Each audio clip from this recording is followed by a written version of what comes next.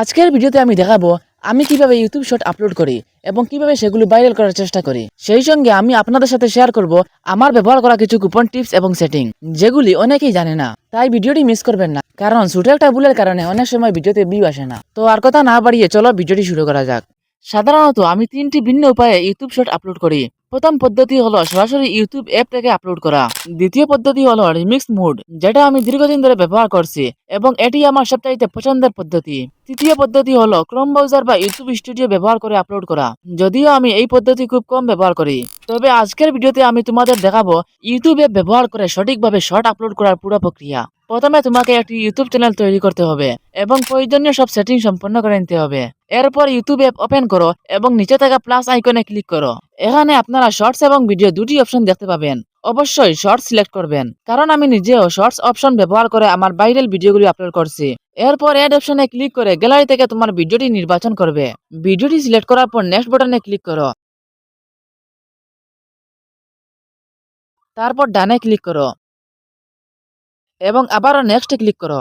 এখন টাইটেল দেওয়ার সময় অনেক বড় টাইটেল না লিখে একটি ট্রেন্ডিং হ্যাশট্যাগ ব্যবহার করতে পারো।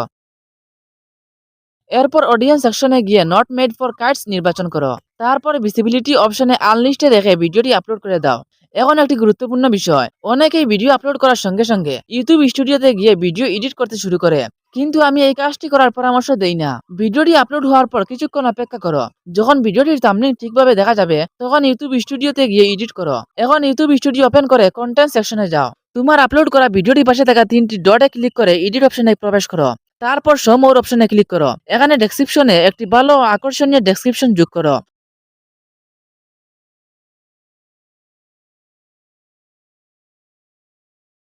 অনেকেই ট্যাক্স নিয়ে চিন্তা করো, কিন্তু আমি ব্যক্তিগতভাবে শর্ট ভিডিওতে ট্যাগ ব্যবহার করি না, কারণ বর্তমানে ইউটিউবের অ্যালগরিদম আগের তুলনায় অনেক বেশি স্মার্ট এবং শর্টসের ক্ষেত্রে ট্যাগ এর গুরুত্ব খুবই কম।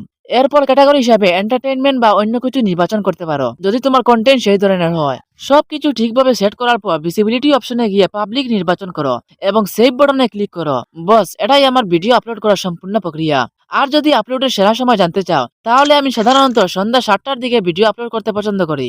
তোমরাও এই সময় আপলোড করে দেখতে পারো। আর যদি জানতে চাও আমি কিভাবে লং ভিডিও আপলোড করে থাকি এবং কিভাবে ভালো পারফর্ম করার চেষ্টা করি, তাহলে এই ভিডিওটিতে 200টি লাইক পূর্ণ করে দাও। পরবর্তী ভিডিওতে আমি সেই বিষয় নিয়ে বিস্তারিত আলোচনা করব ইনশাআল্লাহ। তো আজকের ভিডিওটি এখানে শেষ করব।